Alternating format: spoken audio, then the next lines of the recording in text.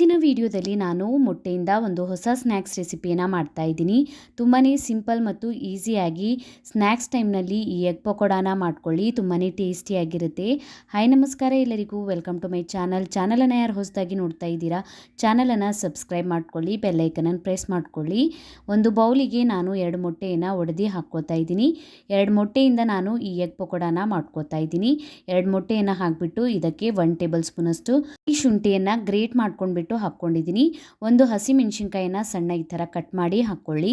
ಸಣ್ಣ ಕಟ್ ಮಾಡ್ಕೊಂಡಿರುವಂತಹ ಈರುಳ್ಳಿಯನ್ನು ಹಾಕ್ಕೊಂಡಿದ್ದೀನಿ. ಟೇಬಲ್ ಸ್ಪೂನಷ್ಟು ಕಡಲೆ ಹಿಟ್ಟನ್ನು ಹಾಕ್ಕೊಂಡಿದ್ದೀನಿ. ರುಚಿಗೆ ತಕ್ಕಷ್ಟು ಉಪ್ಪು, ಚಿಟಿಕೆಯಷ್ಟು ನಾನಿಲ್ಲಿ ಬೇಕಿಂಗ್ ಸೋಡಾನ ಹಾಕ್ಕೊಂಡಿದ್ದೀನಿ. ಹಾಕ್ಕೊಂಡ್ಬಿಟ್ಟು ಸರಿಯಾಗಿ ಮಿಕ್ಸ್ ಮಾಡ್ಕೊಳ್ಬೇಕು.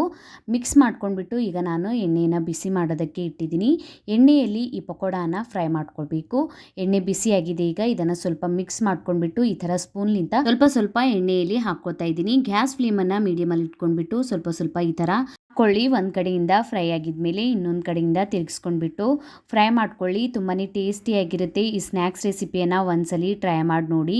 ತುಂಬಾ ಸಿಂಪಲ್ ಮತ್ತು ಈಸಿಯಾಗಿ ಈ ಹೊಸ ಸ್ನ್ಯಾಕ್ಸನ್ನು ಮನೆಯಲ್ಲಿ ಮಾಡ್ಕೊಳ್ಬಹುದು.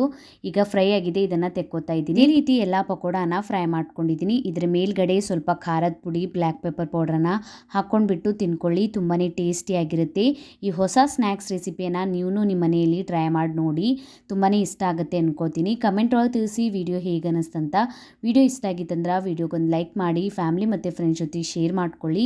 ಇದೇ ರೀತಿಯ ಹೊಸ ರೆಸಿಪಿಯನ್ನು ನೋಡೋದಕ್ಕೆ ನನ್ನ ಚಾನಲನ್ನು ಸಬ್ಸ್ಕ್ರೈಬ್ ಮಾಡ್ಕೊಳ್ಳಿ, ಬೆಲ್ ಐಕನನ್ನು ಪ್ರೆಸ್ ಮಾಡ್ಕೊಳ್ಳಿ. ನಾನು ಹಾಕಿದ ವಿಡಿಯೋಸ್ ನೋಟಿಫಿಕೇಷನ್ ನಿಮಗೆ ಸಿಗುತ್ತೆ. ನಂಗೆ ನೀವು ಇನ್ಸ್ಟಾಗ್ರಾಮ್ ಮತ್ತು ಫೇಸ್ಬುಕ್ ಪೇಜಿಗೂ ಫಾಲೋ ಮಾಡ್ಕೊಳ್ಬೋದು. ಲಿಂಕನ್ನು ನಾನು ನನ್ನ ಡಿಸ್ಕ್ರಿಪ್ಷನ್ ಬಾಕ್ಸ್ನಲ್ಲಿ ಕೊಟ್ಟಿರ್ತೀನಿ. Thank you for watching.